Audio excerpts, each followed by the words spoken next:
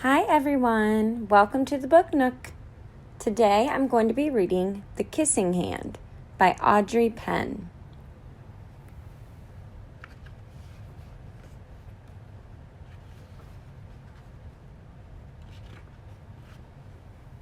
Chester Raccoon stood at the edge of the forest and cried.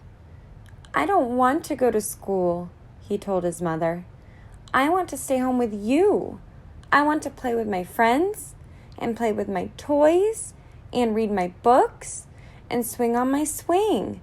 Please, may I stay home with you?"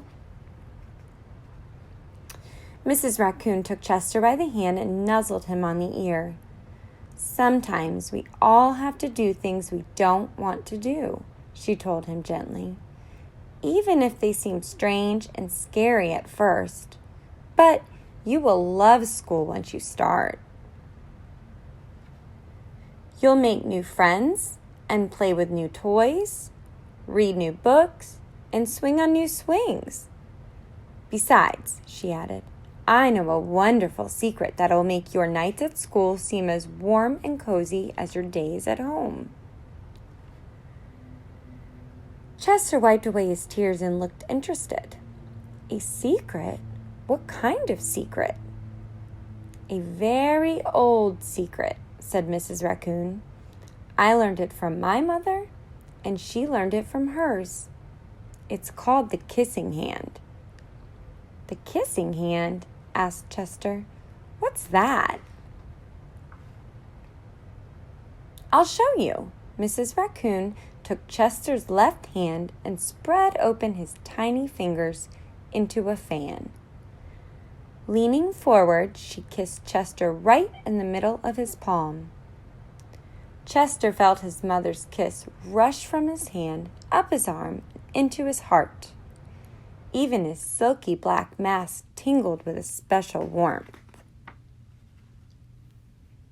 Mrs. Raccoon smiled. "Now," she told Chester, "whenever you feel lonely and need a little loving from home, just press your hand to your cheek and think, 'Mommy loves you, Mommy loves you.' And that very kiss will jump to your face and fill you with toasty, warm thoughts." She took Chester's hand and carefully wrapped his fingers around the kiss. "Now, do be careful not to lose it," she teased him. "But don't worry, when you open your hand and wash your food, I promise the kiss will stick." Chester loved his kissing hand. Now he knew his mother's love would go with him wherever he went, even to school. That night, Chester stood in front of his school and looked thoughtful. Suddenly, he turned to his mother and grinned. "Give me your hand," he told her. Chester took his mother's hand in his own and unfolded her large, familiar fingers into a fan. Next, he leaned forward and kissed the center of her hand. "Now you have a kissing hand too," he told her. And with a gentle goodbye and "I love you," Chester turned and danced away. Mrs. Raccoon watched Chester scamper across a tree limb and enter school. And as the hoot owl rang in the new school year, she pressed her left hand to her cheek and smiled. The warmth of Chester's kiss filled her heart with special words. "Chester loves you," it sang.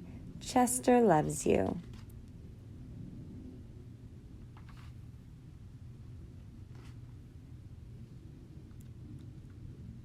I love you.